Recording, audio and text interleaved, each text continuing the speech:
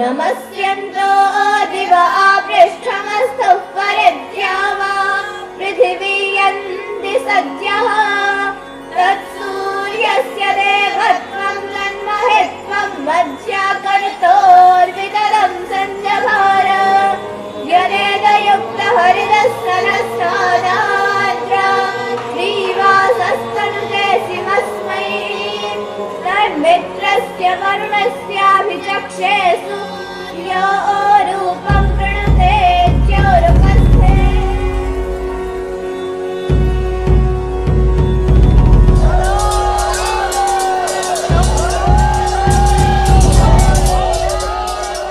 स्त्री ब्रह्मा बभूविथा अर्थात स्त्री यज्ञ की ब्रह्मा भी बन सकती हैं। केवल यज्ञ ही नहीं कर सकती और वेद ही नहीं पढ़ सकती, वो ब्रह्मा भी बन सकती हैं।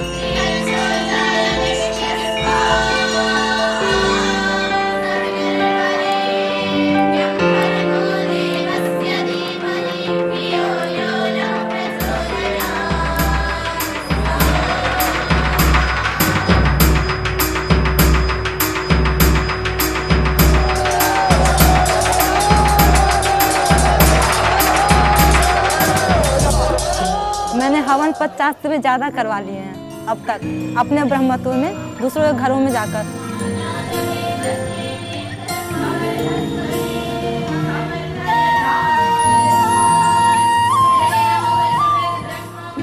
अब तक मैंने अपने आचार्य जी के साथ जाकर लगभग 12 शादियाँ करवा चुकी हूँ।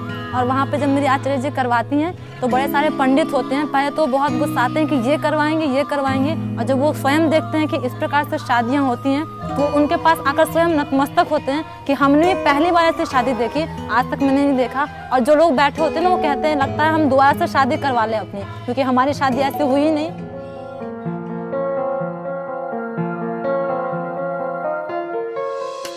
उस परमपिता परमेश्वर ने जो हमें वेदों का उपदेश दिया है, उस वेदों के उपदेश में ये बताया था कि यथेमाम वाचम कल्याणीम आवदानी जनेभ्यः। तो ये जो मैं ये परम जो ऐश्वर्यशाली वाणी है, संस्कृत भाषा है, वेदों का जो ज्ञान है, वो मैं जनेभ्यः एक एक प्रति व्यक्ति को दे रहा हूँ। वहाँ पे उसने ये नहीं कहा कि मैं जैपनीज़ को दे रहा हूँ या क्रिश्चियन को दे रहा हूँ या चाइनीज़ को दे रहा हूँ, उसने जनेभ्यः सबके लिए ये बताया। तो और उसको पढ़ने के लिए सबसे पहले हमें आचार्य के समीप जाना पड़ता है। हम जब यहाँ पे प्रवेश होते हैं तब सबसे पहले हमारा यज्ञोपवीत संस्कार होता है, जिसे कि उपनयन संस्कार बोलते हैं।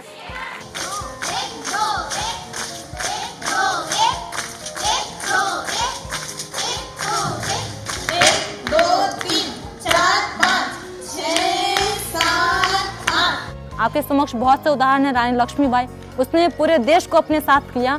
और इस प्रकार की भावना को लेकर हम कभी दुखी होते हैं तो हम अच्छी बातें सोच लेते हैं, उनसे शास्त्रार्थ करते हैं, उन्हें बताते हैं कि ऐसा कुछ भी नहीं है, नारियों को पढ़ने के लिए कहा गया है। और नारियां ही ऐसी होती हैं जो जैसा चाहे वैसा पुत्र उत्पन्न कर सकती हैं। यदि वो चाहे कि मुझे योगी चाहिए तो योगी पुत्र जन्म कर सकती है, चाहिए कि मुझे विदुषी पुत्री चाहिए तो विदुषी भी कर सकती हैं। और यदि नारी को हम पढ़ने से वंचित कर देंगे तो आप सोच सकते हैं कि हमारा देश कहाँ जाएगा।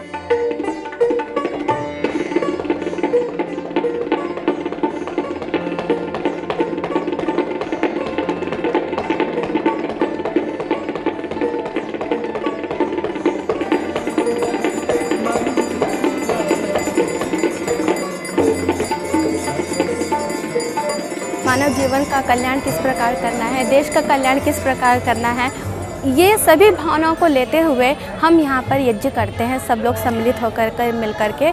क्योंकि कहा है यज्ञो वही श्रेष्ठतमम कर्म, यानी जो यज्ञ है मनुष्य के जीवन का सर्वश्रेष्ठतम कर्म। वो जो 4000 सूत्र हैं वो हम लोग सुबह उठ करके याद करते थे, और उसी को याद करते हुए हमारा ये जो समय है उसी को पढ़ने के लिए करीब 8 से 10 महीने के बीच में उसको याद कर लेते हैं।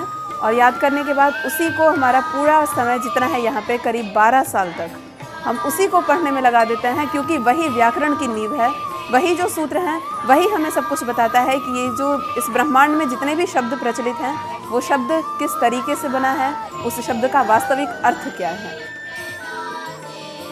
पहले का टाइम में ये सब काम सिर्फ मेंस का होता था, लड़कियों का काम होता था शादी के बाद घर में रहना, पर ऐसे अब लड़कियां हर एक चीज़ में इंक्लूड हो रही हैं। That's really good about our generation also and our